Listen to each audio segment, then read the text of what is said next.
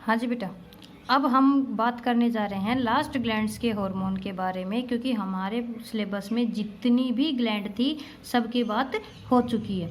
आखिर में कौन आती है? गोनेड्स। जब हम गोनेड्स की बात करेंगे, ये अराइज होती है मीजोडर्म से। सेक्स ग्लैंड के नाम से भी जानते हैं। फीमेल के अंदर इनको हम बोलते हैं ओवरी, और मेल के अंदर हम इनको बोलते हैं टेस्टिज।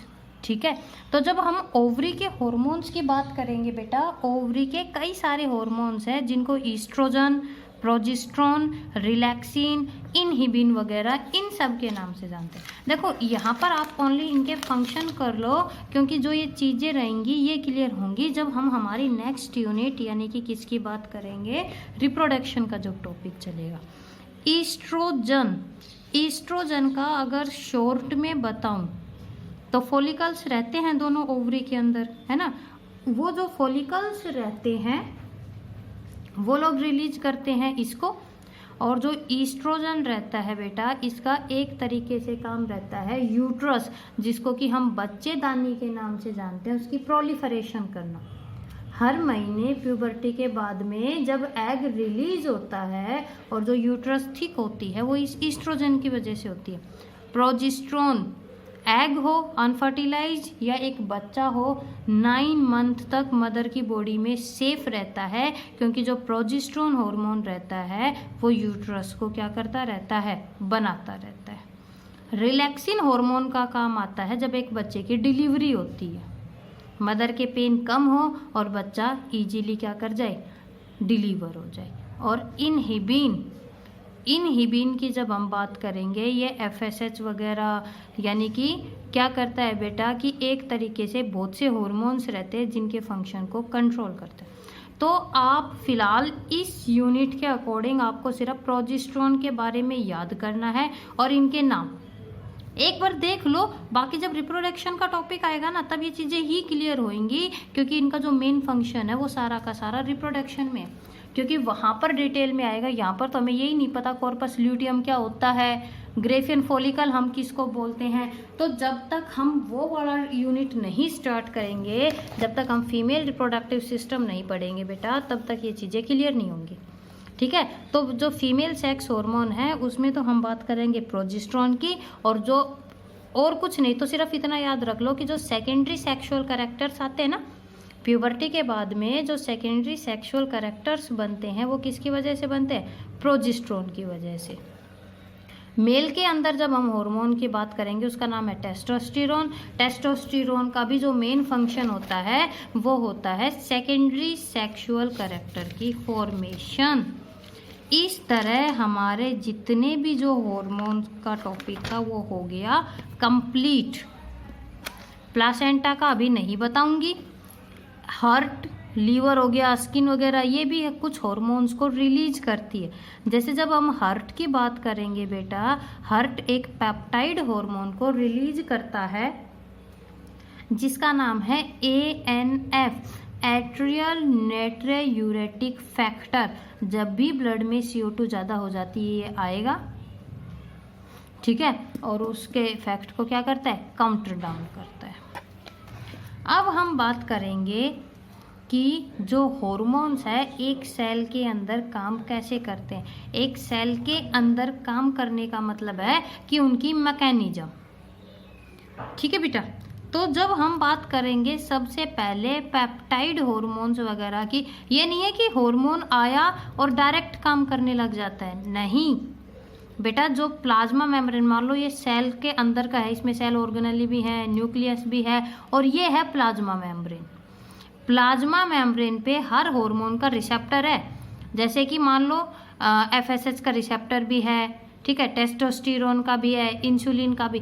तो जब एक हार्मोन आता है कहीं पे एक्ट करने के लिए, वो पर्टिकुलर अपने ही रिसेप्टर के साथ क्या करता है, जुड़ता है। ये नहीं है कि वो कहीं भी जुड़ जाएगा और डायरेक्ट सेल के अंदर एंटर कर जाता है। सबसे इम्पोर्टेंट स्टीरॉयड हार्मोन्स बताए थे कि जो सेक्स हार्मोन्स वगैरह रहते हैं, सिर्फ स्टीरॉयड हार्मोन्स ही रहते हैं जो कि प्लाज्मा मेम्ब्रेन को डायरेक्ट क्रॉस करके अपना काम करते हैं।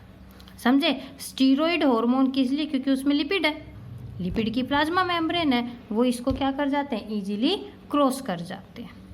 तो आपके पास बाय चांस अगर क्वेश्चन आ जाए तो याद रखना बेटा कि जो सिर्फ स्टीरॉयड हार्मोन्स में ये एबिलिटी होती है कि देखो उन्होंने डायरेक्ट प्लाज्मा मेम्ब्रेन को क्रॉस कर दिया, लेकिन बाकी के जितने भी हार्मोन्स हैं वो कभी भी प्लाज्मा मेम्ब्रेन को क्रॉस नहीं कर सकते।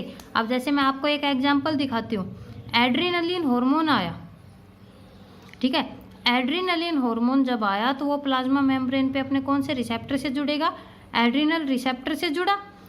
अब एक प्रोटीन का नाम याद रखना, जी प्रोटीन। क्या नाम देते हैं हम बेटा उसको, जी प्रोटीन के नाम से जानते हैं। जी प्रोटीन की अगर हम बात करेंगे तो जो जी प्रोटीन होती है उसमें 3 यूनिट होती है। देखो एक तो होती है ATP जो कि एनर्जी देती है, एडिनोसाइन ट्राइफॉस्फेट, ये होती है GTP। GTP की फुल फॉर्म होती है ग्वानोसाइन ट्राइफॉस्फेट, तो ये भी एनर्जी देती है। GTP और उसकी 3 यूनिट यानी कि इनको कंबाइंडली हम जी प्रोटीन बोलते हैं। देखो GTP जी, ठीक है, अल्फा बीटा और डेल्टा, क्लियर। अब क्या रहता है बेटा, जैसे ही एक हार्मोन स्टीरॉयड को छोड़ के, स्टीरॉयड के अलावा की बात कर रहे हैं, जैसे ही कोई हार्मोन आके जुड़ता है, ठीक है, इसकी वजह से अब उसको एनर्जी तो चाहिए ना, और वो एनर्जी देती है ये GTP। GTP अपना एक फॉस्फेट ग्रुप छोड़ देती है जिसकी वजह से वो तो कन्वर्ट हो जाएगी GDP में। और देखो GTP अल्फा एक साथ रहती हैं, बीटा और जो डेल्टा रहती हैं वो एक साथ रहती हैं। हो गया, अलग हो गई है। अब जब हम बात करेंगे इस बीटा और डेल्टा सब यूनिट की, ये दोनों एक दूसरे से अलग नहीं होती, और एक एंजाइम होता है बेटा जिसको कि ये एक्टिवेट करती है। जिस एंजाइम को एक्टिवेट करती है उसका नाम है एडिनाइल साइक्लेज। थोड़ा सा अजीब लग रहा होगा लेकिन ध्यान से सुनो, जी प्रोटीन की अल्फा यूनिट तो अलग हो जाती है, लेकिन बीटा और डेल्टा दोनों बहनें हैं, साथ हैं, उन्होंने मिलके एक एंजाइम को एक्टिवेट कर दिया जिसका नाम है एडिनाइल साइक्लेज। एडिनाइल साइक्लेज अब किसी और को बनाता है जिसका नाम है AMP, CAMP। क्या नाम बताया मैंने, CAMP, जिसका होता है साइक्लिक AMP। ए से बनती है बेटा एडिनोसाइन मोनोफॉस्फेट। मोस्ट इम्पोर्टेंट चीज़ सुना, जब ये हार्मोन आया तो ये था first messenger, and cyclic AMP act as second messenger, यानी कि उस इंफॉर्मेशन को आगे ले जाने का काम कौन करता है, ये साइक्लिक AMP। देखो एक चेन सी एक्टिवेट होती दिखाई दे रही होगी कि प्रोटीन काइनेज था वो इनएक्टिव से एक्टिव, फिर उसने इनएक्टिव से एक्टिव, यानी कि इस तरह जैसे ही CAMP बना उसने एक चीज़ को जो इनएक्टिव थी उसने उसको एक्टिव किया, फिर जो एक्टिव होगी उसने अगली चीज़ को एक्टिव कर दिया, और इस तरह फाइनली वो जो हार्मोन रहता है वो अपना इफेक्ट क्या कर देता है, शो कर देता है। तो आपको ये सारी चीज़ें याद करने की ज़रूरत नहीं है, सिर्फ आपको ये चीज़ याद करनी है बेटा कि जो स्टीरॉयड हार्मोन्स होते हैं, ठीक है, जो स्टीरॉयड हार्मोन्स होते हैं वो तो डायरेक्टली क्रॉस कर देते हैं किसको, प्लाज्मा मेम्ब्रेन को, ठीक है, और जो पेप्टाइड हार्मोन्स वगैरह रहते हैं या कोई भी जो हार्मोन्स रहते हैं वो अपने फंक्शन को शो करते हैं by the help of second messenger. कि पहला मैसेंजर कौन हुआ, खुद हार्मोन, और सेकेंड मैसेंजर हुआ कौन, CAMP, साइक्लिक AMP। ओनली इतनी चीज़ आपको याद रखनी है, और मैक्सिमम जो क्वेश्चन आ सकता है वो साइंटिस्ट के नाम के ऊपर आ सकता है जिसने कि CAMP को बताया था। उनका नाम था W. सुदरलैंड। सिर्फ इसका इतना याद रख लेना, क्या नाम था उनका, सुदरलैंड, जिन्होंने कि ये बताया था कि स्टीरॉयड के अलावा बाकी जितने भी हार्मोन्स बच गए उन सब को ले जाने वाला कौन रहेगा, सेकंड मैसेंजर रहेगा, ठीक है। इस तरह फाइनली हमारा जो यूनिट है कंट्रोल और कोऑर्डिनेशन की, वो हो गई कंप्लीट। कंट्रोल और कोऑर्डिनेशन बेटा कंप्लीट हो गई है। ये लास्ट है एक छोटा सा रोल ऑफ द मैसेंजर। देखो हमारी बॉडी के अंदर दो इफेक्ट होते हैं, ठीक है। एक तो होता है फीडबैक सिस्टम, हम उसको बोलते हैं। क्या टर्म यूज की मैंने? Feedback system. फीडबैक सिस्टम का क्या मतलब होता है बेटा? जो ये फीडबैक सिस्टम होता है ये दो टाइप का होता है, पॉजिटिव, ठीक है, क्या बताया, पॉजिटिव और नेगेटिव। जब भी बॉडी को ज़रूरत पड़ेगी हार्मोन की, ठीक है, जब भी बॉडी को मान लो हार्मोन की ज़रूरत है और इसकी वजह से हार्मोन रिलीज आउट हो, ये एक बार जो डायग्राम है ये ध्यान से देखना। तो देखो जब स्टिमुलस मिलता है बॉडी को तो वो कहीं बाहर से मिलता है ना। तो इसकी वजह से नर्वस सिस्टम को जैसे ही स्टिमुलस मिला, नर्वस सिस्टम में हाइपोथैलेमस एक्टिवेट हुआ, उसने रिलीज किया थायराइड रिलीजिंग हार्मोन, उसने डायरेक्ट अफेक्ट किया एंटीरियर पिट्यूटरी को, एंटीरियर पिट्यूटरी ने रिलीज किया टीएसएच हार्मोन, टीएसएच ने डायरेक्ट किया थायराइड को और थायराइड ग्लैंड ने रिलीज किया थायरोक्सिन को और थायरोक्सिन ने फिर अपना काम किया। जब ज़रूरत थी कार्बोहाइड्रेट के मेटाबॉलिज्म वगैरह की तभी तो ये सिस्टम हुआ। तो इसको तो बोलते हैं पॉजिटिव फीडबैक। पॉजिटिव फीडबैक का क्या मतलब हुआ बेटा कि जब बॉडी को रिक्वायरमेंट थी तब जो हार्मोन था वो क्या हो गया, रिलीज हो गया।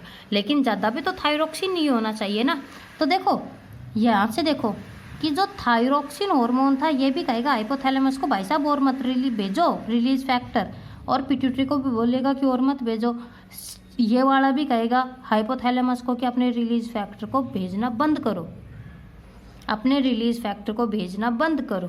तो जब स्टिमुलस जाता है कि कोई चीज़ रिलीज ना हो उसको बोलते हैं नेगेटिव फीडबैक इनहिबिटरी इफेक्ट। क्या बोलते हैं? Negative feedback. लेकिन जब ज़रूरत थी और पर्टिकुलर हार्मोन रिलीज हुआ उसको हम बोलते हैं पॉजिटिव फीडबैक। इस तरह हमारी जो कंट्रोल और कोऑर्डिनेशन की यूनिट है वो होती है कंप्लीट।